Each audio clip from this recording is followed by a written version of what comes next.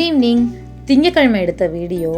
என்னோட பழக்கம் என்னன்னா, என்னதான் நைட்டு நான் அந்த அடுப்பு திட்டெல்லாம் தொடச்சிட்டே படுத்தாலும் காலையில் கிச்சனுக்குள்ளே நுழைஞ்சதுமே மறுபடியும் ஒரு தடவை அதை ஃபுல்லாக தொடச்சிட்டு கிச்சனை கூட்டி விட்டுட்டு அதுக்கப்புறம் தான் நான் சமையல் அங்கே ஸ்டார்ட் பண்ணுவேன்.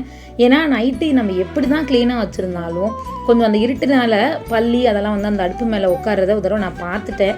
அதுலேருந்து எனக்கு காலைல அதை துடைக்காமல் சமைக்கிறதுக்கு மனசு வரதே கிடையாது.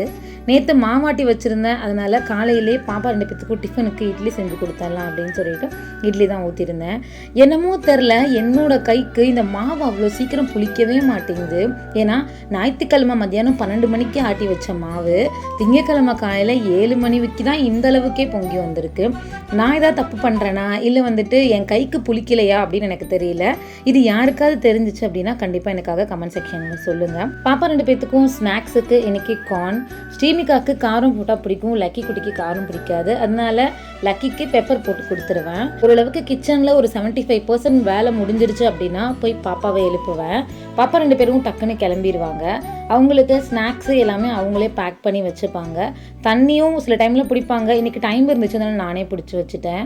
நேற்று ஈவினிங் போல் கொஞ்சம் துணியெல்லாம் துவைச்சி போட்டிருந்தேன். ஏன்னா வாஷிங் மிஷின் கொஞ்சம் ரிப்பேர் ஆகிடுச்சு, அதை சர்வீஸ் பண்ண வந்திருந்தாங்க. அதனால் ஈவினிங் போட்டனால இன்றைக்கி காலையில் லைட்டாக வெயில் வந்தோடனே போய் துணியெல்லாம் எடுத்துகிட்டு வந்துட்டேன். லக்கி குட்டி நான் தண்ணி ஊற்றுறேம்மா செடிக்கெல்லாம்னு சொன்னாங்க. அதில் சரி தண்ணி ஊற்றுன்னு விட்டுட்டேன். பாப்பா 2 பேத்தையும் கொண்டு போய் ஸ்கூலில் ட்ராப் பண்ணிட்டு வந்துட்டு அதுக்கப்புறமா எடுத்துகிட்டு வந்த துணியெல்லாம் மடித்து ஹேங்கரில் வச்சுட்டு பாய துணியை மடித்து அங்கே இடத்துல வச்சதுக்கப்புறம் தான் வீடை ஃபுல்லாக க்ளீன் பண்ணி விட்டுட்டு அதுக்கப்புறம் என்னோடய ரொட்டீன் ஒர்க் ஸ்டார்ட்.